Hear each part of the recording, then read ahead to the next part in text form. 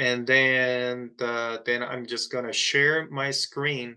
So what we're gonna talk about today is how to prepare yourself at the Briarcliff. So which means that there is a life after Briarcliff, and what would that be, and how can you make sure that you are prepared for that kind of journey after you graduate from the Briarcliff? Okay, so that's something that you have to do throughout the 4 years anyway. It's not just for the fourth year that you're going to do. It's going to be an entire 4 years that you have to do it.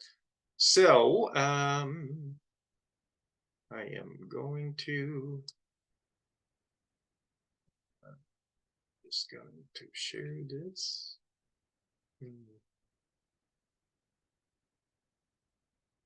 Hopefully I can. So just to leave a comment if you don't see the shared screen over here. Does everybody can see the shared screen here? Everybody? Okay, I hope you can actually all see it. So here is the my title here. So how to prepare your future at Briarcliff University. And my name is Daniel Jung, and I'm holding a Doctor of Philosophy degree in microbiology and immunology. And I currently serve as Associate Provost of Student Success and Life, and also the teach at the Briarcliff. So there's one chat here that I want to check out. Okay. Good. All right. So one of the things that I would like to share with you is, oh, for some reason it's not advancing. Okay. So first I would like to share who am I and how did I get here. So what makes me qualified to talk about this kind of things to you guys. So I'm just showing you who am I. So this is my journey. It's a Daniel's journey over here. When I graduated from the high school, this is me right here, and I didn't know what to do at that point. So what happened was I'm talking about the back in 1990. It's a really long time ago, and I got into the college and I majored in animal science. I had no idea what that is, and I was pretty sure I was party animal. So in Korea, that the drinking age is the years of 18 years old. So that's what happened over there. I did not have really good GPA in the first year. However, I pulled it out at the end of the fourth year. I was able to graduate with a decent GPA. Anyway, so at that point, I really had no clue. Right after that, what I did was I joined the military. First, you have to join the military as a Korean citizen, and on top of that, I joined directly because I have no clue what I need to do, what I want to do at the time. So after about 3.5 years of that, and I actually joined. I actually got a job at that point because I need to. So for about a few years, I was on my job, and I did not like the aspect of my job at the time. So I actually decided to do some graduate school work. So I upgraded myself, and there are two reasons why I did that, though. The one of the things is you can actually upgrade yourself to get a better salary, and at the same time that you could have the better job output if you do that. So I decided to come to the USA to get my graduate school degree. So I got the Master of Science in Biology, and right after that, I got the Doctor of Philosophy degree in microbiology. And at that point, when I first come to the United States, I was 28 years old. After I finished all of this degree, then I got the research job here.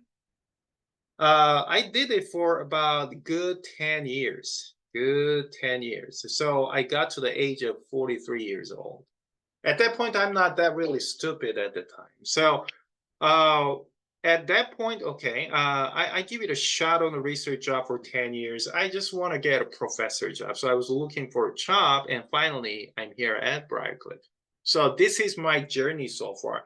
One of the things that I want to point out though is I struggled a lot in this period of time, right here, and undergraduate education through the military, because I did not have exact guidance to how to live my life at that point.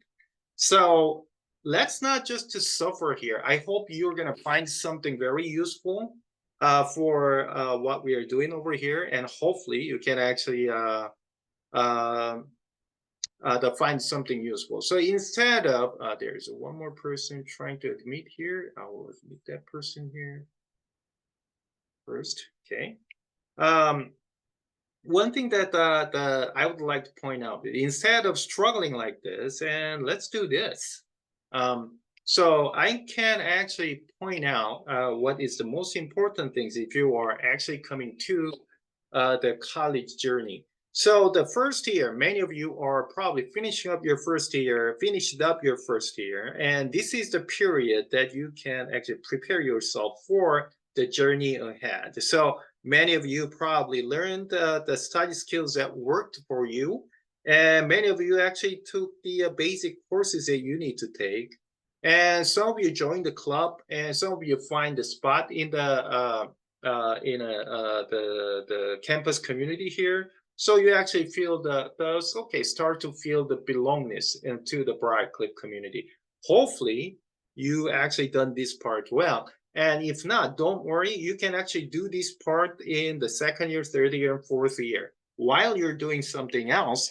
And the more importantly, so in the second year, if you are taking a look at here, it is you're finding your route. I'm going to explain what the route means is, okay? How, I'm going to talk about that. And once you find your route, then you start to build your resume. It's not just one document, not just one document.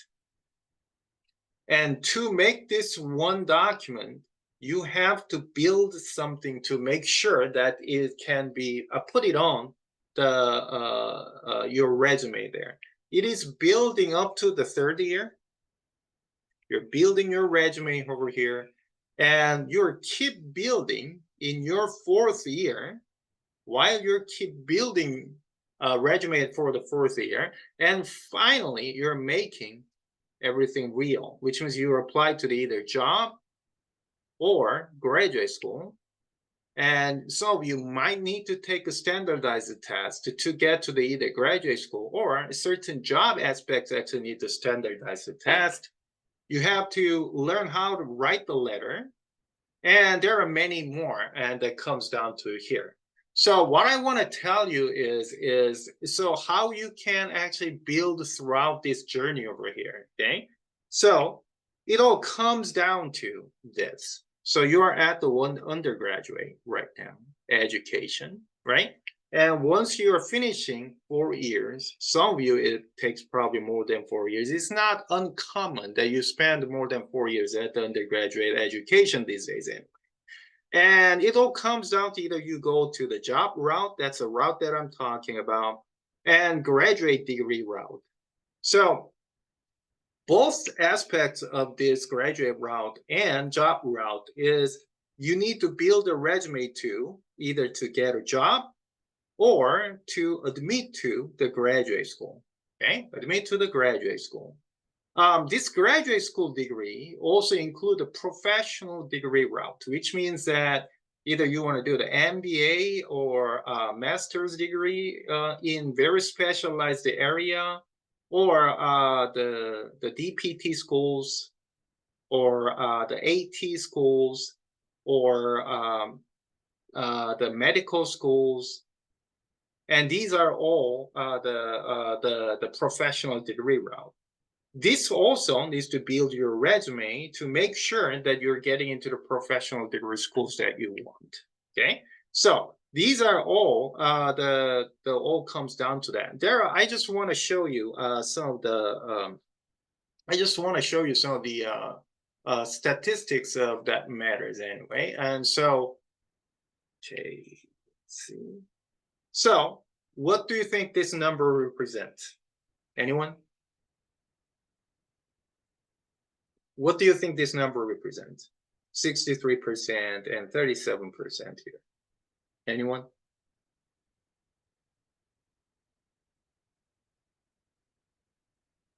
So based on the surveys in 2020 from the Urban Institute, 37% of the students go to the graduate school right after college. How many of you are actually thinking about going to the graduate school? Anyone want to share in a chat box or just turn on your microphone and tell me by any chance?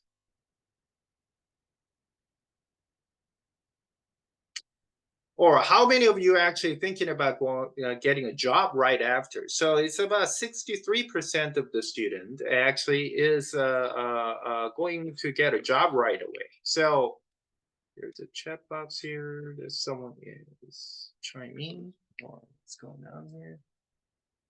Okay.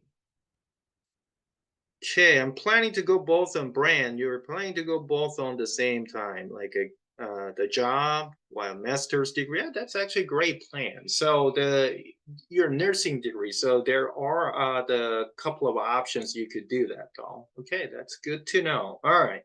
So 63% of the students are getting a job right away. So that's what's happening over there. So to build so most important part that we've been talking about is building a resume for that, right? Building a resume. So how we can build a resume? What's the criteria that you have to build your resume so you can be very attracted to the admission staff of graduate school or job recruiters? So that's what I'm going to talk about a little bit here. So what skills and qualities would you need? Before we actually go and talk about the component of each of those, the criteria for building a resume, we need to talk about this. What skills and qualities would you need?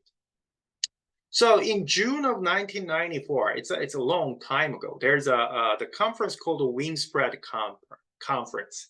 The Wingspread Conference brought together state and federal policymakers and leaders from the corporate, philanthropic, and higher education communities. Well, what they did was they get together and discuss the quality of the undergraduate education. That conference actually developed this list of the important characteristics of quality performance of college graduates. So quality,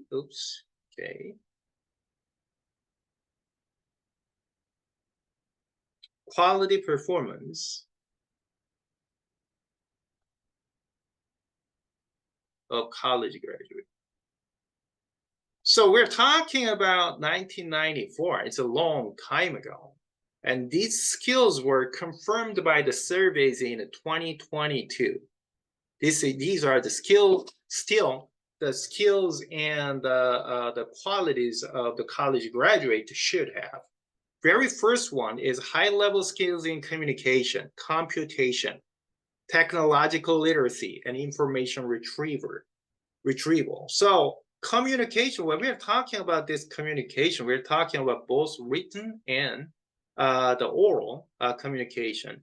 Computation, basic math skills you would need. Technological literacy, that we are using a lot of devices these days. So that's what we are talking about. Information is readily available, but how can you retrieve those informations in a way that you could take advantage of using that information to your job? The ability to arrive at informed judgment, which means that decision-making ability is very important as well. And the third part over here, the ability to function in a global community. How can you picture yourself? Ease on the diversity. How can you gather the information from the different background and using that for decision-making process? So that's actually the important component as well. If you're a major in a very specific kind of majors, do you have a technical competence on that? That's also important. The most important one is right over here, using these qualities above to develop the workable solutions to specific problems in complex real world settings. So do you have a problem solving skills? So these are the qualities you would need. So if we know these qualities that is set forth by the policymakers, higher education expert, and the company's CEOs, then what you need to do? What you need to do is you need to build your resume based on these characteristics. So that's what you need to do. So hopefully that makes sense. Any questions so far?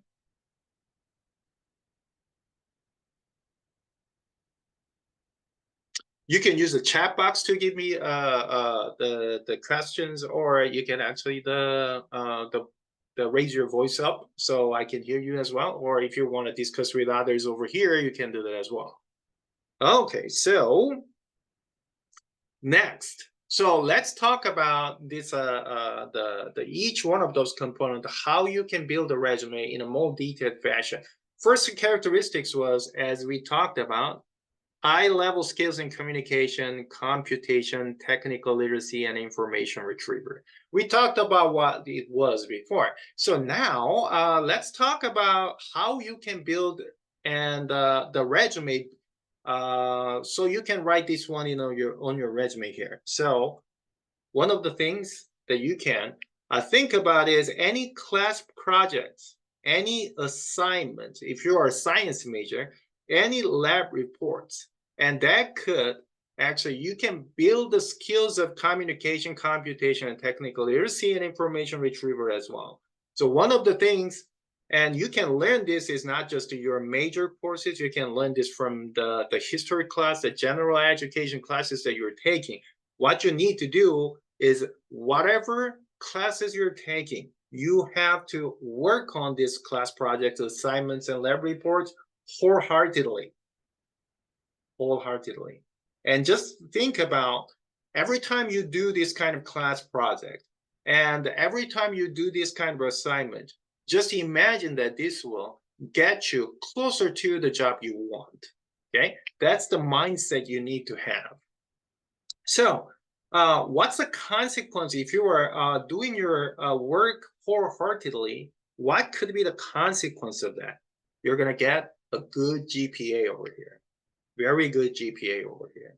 So why this good GPA is important. When I talk about good GPA, we're talking about 3.0 or higher. Why we need to get 3.0? I'm going to throw out one other statistics here. So I found these statistics based on the Harvard Business magazine. 95%. What do you think this this statistic is talking about? Anyone?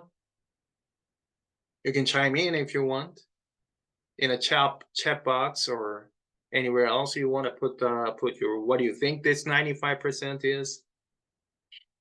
So back in 2021, Harvard Business Magazine actually did the surveys of current graduates throughout the countries, and also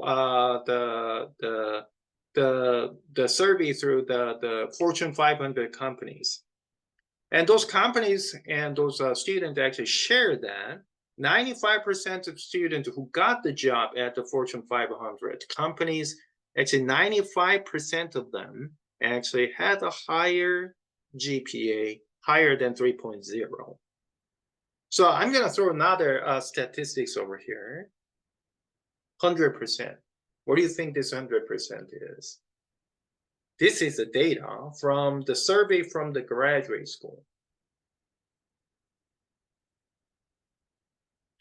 So for the graduate school, 100% of the student actually got a 3.0 or higher GPA.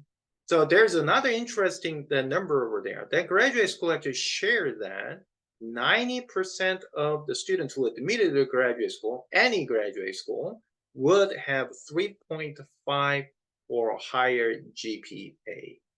So we're including the medical school as well. So that's why it is probably inflated up a little, but it is important for you to have a higher GPA over here. So Good GPA is a 3.0. If you want to get a job in or you're admitted to graduate school, this is a minimum GPA you need to have. I just want to make a point on that one. Okay. Any questions or concerns at this point?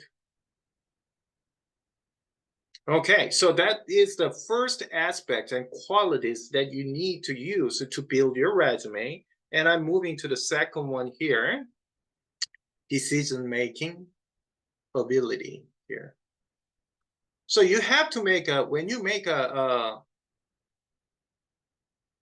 decision, so you have to make an informed decision. So how you can make an informed decisions? It is these days, it's an informed decision coming from the data, right?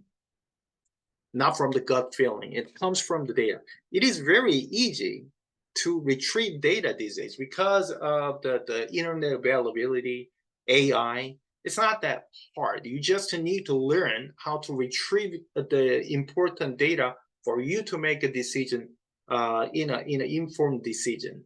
So how you can actually build the resume based on this, you need to learn how to do that. So at the Briarcliff, a lot of people are doing this team project. You probably already felt that. And that's if your class do not have a team project, and you can do a little bit of research with any professors. The research doesn't always comes to the science. Any professors in any department, if you think when you take their classes, if you think that's cool, then you can actually ask this kind of research. Like, can you do the research with me? I think what you're doing is really cool. Then I don't think anyone would say no to that. So that's one of the aspects that actually we can use, and you can actually build this one. So there are other parts that you could do. Many of you are probably participated in some club, education club, the multicultural club. They are making event, and they are the making some decisions based on what you did last year. That's also part of the things that you can actually make and also learn how to make an informed judgment through the club life as well, and event planning. We're going to talk about why it is also important in later qualities and the characteristics as well. What's the consequences if you are actually doing this in wholeheartedly? What's the consequences of that? You're going to end up building a very good relationship with a professor. Why that's important? Because you will get a good reference letter, or in other words, the LOR, letter of recommendation, from that specific professors that you did the team project in the class or the research. So that's why it is so important. I'm going to throw another the statistics here. What do you think this 100% refer to? Anyone? So this 100% means, that, so that Harvard survey they did in 2022, and they actually shared that the reference letter is most important for them to make decisions for hiring someone. And also 100% of graduate school admission staff said this is the most important tool for them to decide whether this student would be successful in their graduate school or not. So both parties actually said that the reference letter is most important thing when they are making their decisions about these individuals. So just make a note on that, okay? So next quality that we're going to talk about is the ability to function in a global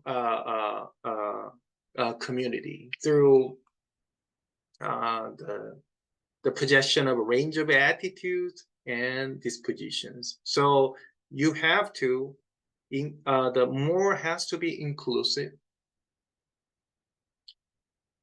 go ease with the diversity, understand others,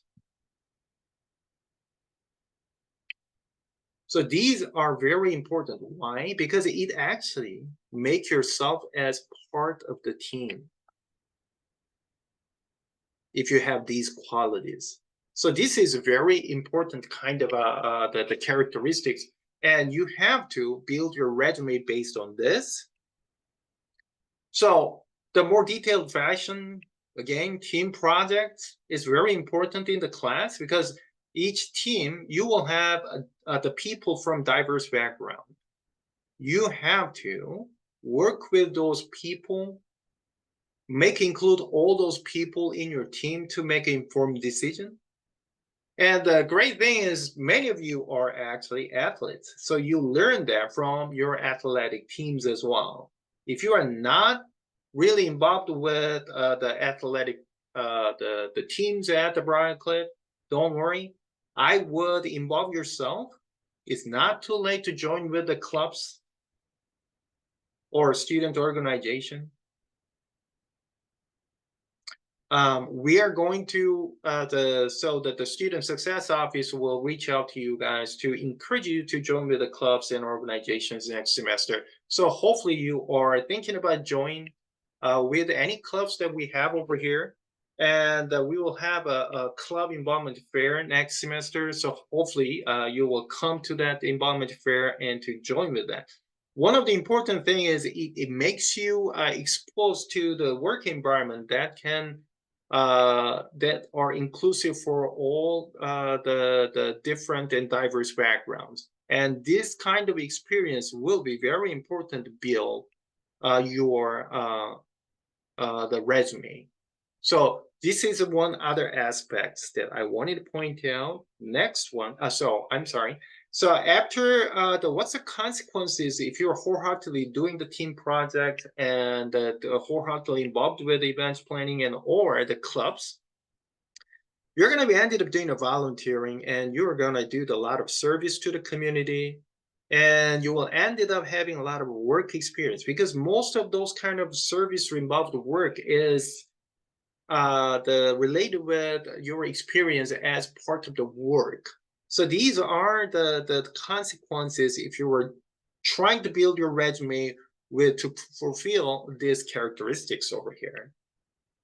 So another number I will throw here, 73%.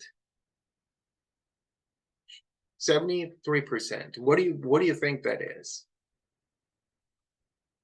So Harvard Business School study found that 73% of employers rank these qualities as a required qualifications.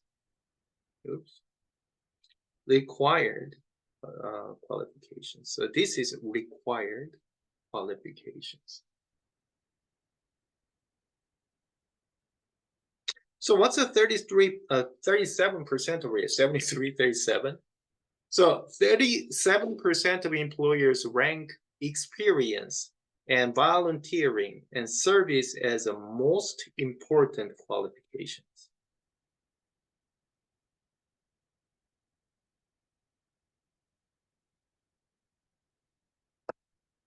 Most important qualification. So that's so I think now it actually speaks to us and why we have to do this, right?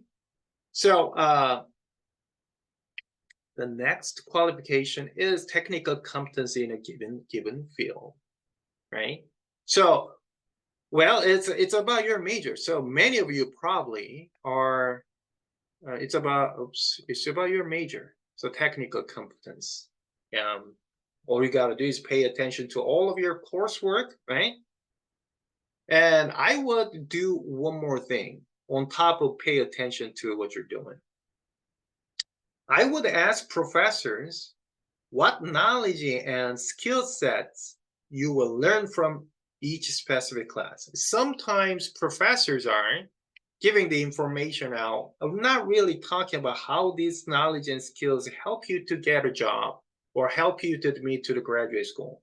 So I would ask those kind of questions to the professors. And so they can, I don't think anyone would say, just because I said so, I don't think anyone would say that. If they do, just let me know, then I'll have a conversation with them. But I think you need to step up, ask those kind of things to the professors. So you can even say to those professors that, so I can actually build my resume in here. I just want to use your classroom experience as part of my resume. So what kind of knowledge and skills that you think I learned from very specific class that I'm taking with you? That should be okay. Okay. So one of the important thing is, again, that if you like some of the professor's idea, and I would ask to do the research with them.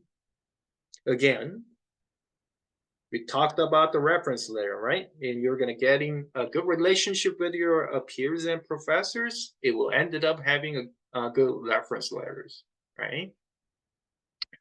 So the last qualification is this: using above qualities to develop workable solutions to specific problems in complex real-world settings, which means that you need to have a problem-solving skills. Problem-solving skills, right? How can you actually have that kind of thing? So one of the things that a lot of people don't do while you're taking classroom the activities, and also there's something that a lot of people not doing this is something different from when I grew up, but that doesn't mean I did that. But anyway, you need to reflect what you learned from the classroom to the current use. So what you can do is, the something what's happening in a Gaza area, and if you learn from the some history classes, you got to reflect on what you have learned on that specific Gaza problems these days, and then just write a little blog or the Facebook the comment for fun. So one other thing is, this is something that you may want to do that, because these kind of things will help you when you actually go for an interview for the job as well. Okay. And also, maybe your professor may use a current event in the class, right? So we have a class called the LIBA 410, is the global uh, foundation that we have over here. And this LIBA 410 is actually trying to make sure that you can connect what you have learned from the general education to the current event and current issues that the society actually face too. So this may help by taking this, but I would strongly suggest to do this part over here. Okay. So at the end of the day, and after you do this, you will have the problem solving skills and part of your resume. Okay. I'm gonna throw one of the important number over here, 100%. What does that statistic say? So both graduate school admission staff and the Fortune 500 companies said problem-solving skills are most important aspects when you're trying to get a job or getting into the graduate school. So that's how you build your resume. So, okay, we talked about this, but how you're going to exactly write the resume? Okay, I build everything just like you said, Daniel. So how I'm going to write in there? So that's what I'm going to talk about here for a few more minutes here. So how those skills are written in resume? These are the component in the resume, right? So it's you have to write in a personal information objective of why you're writing this resume. This has to be based on the either job or graduate school that you're applying, your education, and then work and related experience. So that's where you start to making a bullet point of what you have built. And origin honors, if you have origin honors, you have to sort of connect that to your work and related experience, which is based on the resume that you build on a qualification we've been talking about so far. Activities also has to be aligned with those experiences and awards and honors. These skills are, we already talked about what kind of skills. I would, for example, decision making, informed decision making, abilities or skills. Then I would parenthesize what kind of work and experience, what kind of awards and honors are actually showing that you have that skills. Okay. Then you have to have 3 to 5 references, letter of recommendation you have to give out. So that's how you write your resume. Okay. So one of the things that on top of this resume, when you're applying to the job, there's 2 other things that you have to consider. Sometimes a lot of the companies want you to have a cover letter, and a lot of professional school, like the DNP, Doctor of Nursing Practice, and DPT, and OTD, and the medical school, they want you to write essays about certain things that happen to your life or yourself. So let's talk about that a little bit here. So many of the company actually want you to write the cover letter, and if you're trying to get a job, this is a very the standardized process over here. And for the many of the graduate school, you have to write this graduate school. You have to write the statement of purpose. For the professional schools, many of the professional schools are asking for write an essay. So there are many different kind of aspects of that.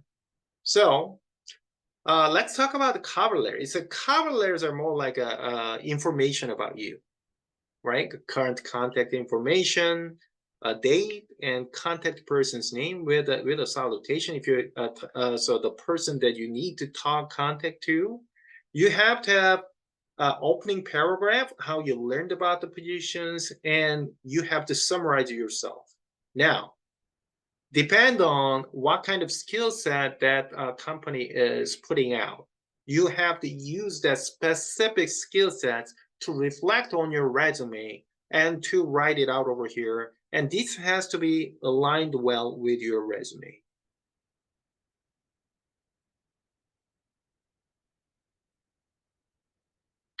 And you have a second middle paragraph to demonstrate your persuasive skills. This one also needs to align well your resume and your availability for the job.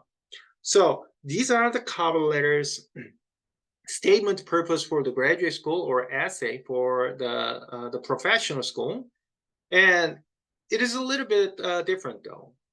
And when you actually look at the cover letters over here, and this is like a standardized method that you could do for the statement of purpose, and it's more like an extended version of cover letter. It's more like the very structured kind of the report.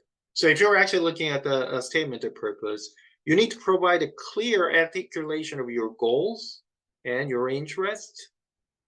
And then you have to show the evidence of your experience and successes that actually support your goals and interest. And those interest and fit with the graduate programs that you're applying, if you're how it will be fit with your goals. And finally, you have to do this though. You have to show very strong writing skills, because writing is very important for both professional schools and graduate school, and it has to be there. For the professional school essay, it's called a personal narrative. So essay, it has to be sort of like you have to catch someone's eye. So that's a different kind of things compared to the statement of the purpose. So that's why they want you to have a personal narrative. It doesn't have to be a standardized writing that shows the goals and interests clearly written, but you have to catch someone's eye. So when you read, and you should feel like, oh, this is worth reading. So that's the personal narrative should be open for the people to be able to readily read and invite it. And then you have to reflect on your past relative experience, and also you appeal your strengths. So you have to talk about yourself really, really well, and why you are pursuing that specific discipline. So these are the essays that the professional school wants. So the good news for you is though, so Compass actually offers a guidance services for the letter and resume writing. So we are available during the school years, and I don't know, that me or other Compass navigators can help you out if you have very specific the letters that you need to write, or if you have very specific resume you need to write, and we are welcome to help you. Any questions so far? Concerns, problems? Okay, the last one is, so it's the reference list anyway. So if you are ever want to take a look at these kind of the resources, I can actually send you the references to you. Just let me know. Okay. All right. Any questions, concerns, and problems for today's session?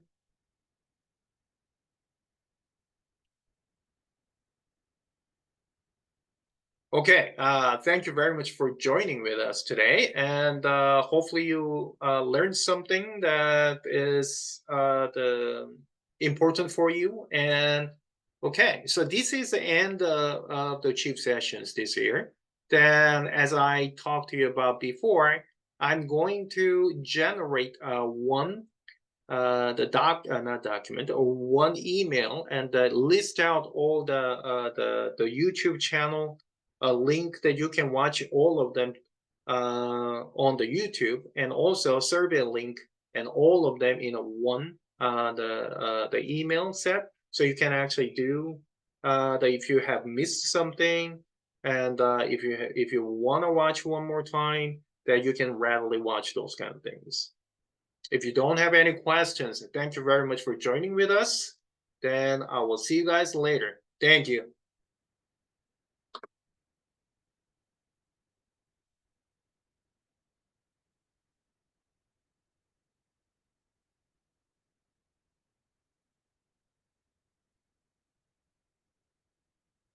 Oh, brand. And actually, you can start to your resume from the second year. Every time you have your the things that filled out, and then you can, that you believe that you have very specific skill sets that has been the fulfilled, then you can start to write. If you need the template for your resume, just let me know. I can send you one. Thank you.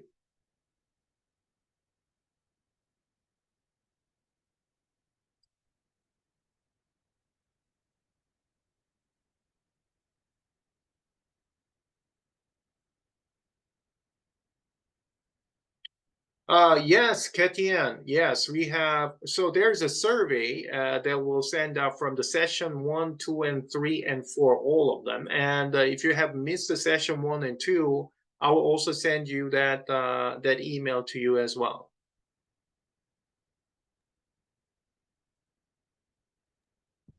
Okay. Any other questions? All right. Hey, Daniel. Yeah. Uh, is there a way that you can send me the template for the resume? Yeah, sure. Sure. Thank you. You're welcome. Anything else? All right, guys. I'll end the recording, and I will put together those lists for you guys.